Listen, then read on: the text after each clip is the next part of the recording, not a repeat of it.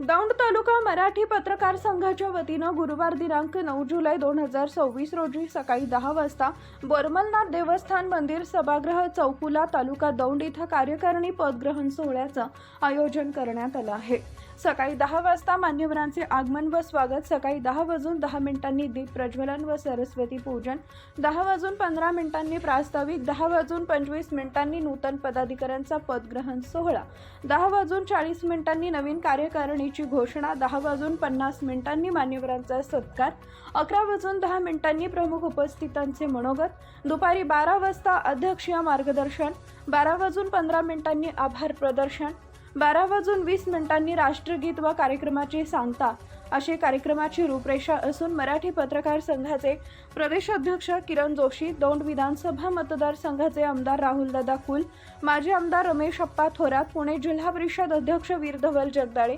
मराठी पत्रकार संघाचे प्रदेश उपाध्यक्ष विवेक इनामदार, दौंड पंचायत समितीचे सभापती सुखदेव चोरमले, यवत पोलीस स्टेशनचे पोलीस निरीक्षक संतोष तासगावकर, शिवसेनेचे जिल्हा अध्यक्ष महेशदादा पासलकर, राष्ट्रवादी शरदचंद्र पवार पक्षाचे अध्यक्ष रामभाऊ टुले आदी उपस्थित राहणार। Subscribe now and press the bell icon. Never miss an update.